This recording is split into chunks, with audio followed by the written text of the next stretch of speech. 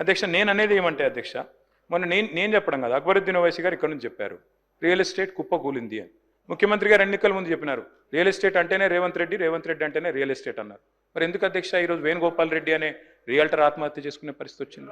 ఎందుకు ఇవాళ సీఎం గారికి లెటర్ రాసి మరీ ఆత్మహత్య చేసుకునే పరిస్థితి వచ్చింది? రాష్ట్రంలో అధ్యక్ష మీరు కూడా వికారాబాద్ జిల్లా నుంచి ఉన్నారు. నిజంగా భూములు పరిస్థితి ఎట్లుంది, రియల్ ఎస్టేట్ పరిస్థితి ఎట్లుంది నాకు తెలుసు, మీకు తెలుసు, రేవంత్ రెడ్డి గారికి కూడా తెలుసు. నేను అంతకంటే ఎక్కువ చెప్పను కానీ బట్ ఒకటి మాత్రం వాస్తవం అధ్యక్ష, కొన్ని నెగిటివ్ థాట్స్, నెగిటివ్ పాలసీస్ ఇవాళ హైడ్రా అధ్యక్ష ఉద్దేశం మంచిదే కావచ్చు. మేము గతంలో ఈవీడిఎం అని పెట్టినాం, దాని పేరు మార్చిండ్రు, ఎక్స్టెండ్ చేసిండ్రు, దానికి హైడ్రా అని పేరు పెట్టింది. కానీ ఎట్లా నడుస్తుంది అధ్యక్ష హైడ్రా? పేదల మీదనేమో ప్రతాపం, పెద్దలనేమో కాపాడతారు.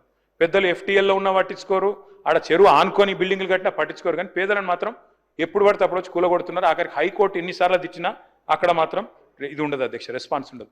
స్టాంప్స్ అండ్ రిజిస్ట్రేషన్స్ తగ్గింది, రెవెన్యూ ఇప్పుడు జిఎస్టీ తగ్గింది, వెహికల్ ట్యాక్స్ తగ్గింది, వెహికల్ ట్యాక్స్ నుంచి వచ్చే రెవెన్యూ తగ్గింది. ఇవన్నీ ఎందుకు జరుగుతున్నాయంటే నేను అడుగుతా ఉన్నా అధ్యక్ష, ఒకవైపు పరిశ్రమలు వెళ్ళిపోతున్నాయని పేపర్లో వార్తలు వస్తున్నాయి. Sridhar Babu garu you can correct me if I'm wrong.